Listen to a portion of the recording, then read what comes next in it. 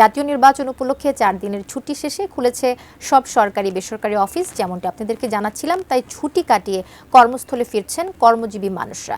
এই বিষয়ে বিস্তারিত জানাতে সিলেট রেলওয়ে স্টেশন থেকে সরাসরি যুক্ত হচ্ছেন প্রতিনিধি কামরুল ইসলাম মাহি। মাহি, কি অবস্থা সেখানে, ভিড় কেমন দেখতে পাচ্ছেন রেল স্টেশনে?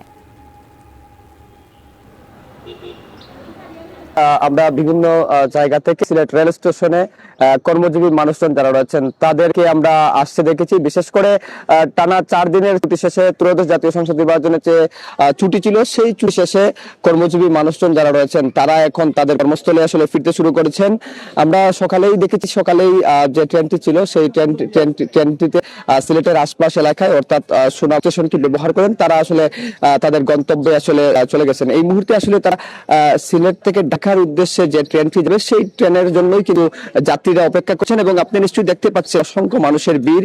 এবং রেল স্টেশনের প্ল্যাটফর্ম একে আমরা আছি, এর ভেতরে কিন্তু যে ছাউনি রয়েছে সেখানেও কিন্তু যাত্রীদের প্রচন্ড ভিড় হচ্ছে। আমরা রেল স্টেশনের কর্মকর্তাদের সঙ্গে কথা বলার চেষ্টা করছিলাম, তারা যেমনটি বলছেন যেহেতু টানা 4 দিনের একটা ছুটি ছিল এবং যেহেতু সিলেট প্রাকৃতিক সৌন্দর্যের অপার লীলাভূমি এবং ছুটি পেলেই মানুষজন আসলে সিলেটে ঘুরতে আসেন, সেই ক্ষেত্রে আসলে শেষ দিকে অর্থাৎ গতকাল এবং এর আগে আসলে সিলেটে কিছু পর্যটকও এসেছিলেন এবং সব মিলিয়ে এই যে পর্যটক বা সরকারি ছুটি ছিল এবং যারা গ্রামে ভোট দিতে গিয়েছিলেন বা বিভিন্ন শহর থেকে মাতৃভূমি তাদের নিজ এলাকা সিলেটে এসেছিলেন, তারা কিন্তু এখন তাদের যে কর্মস্থল তাদের সেই কর্মস্থলে তারা আসলে ফিরতে শুরু করেছিলেন।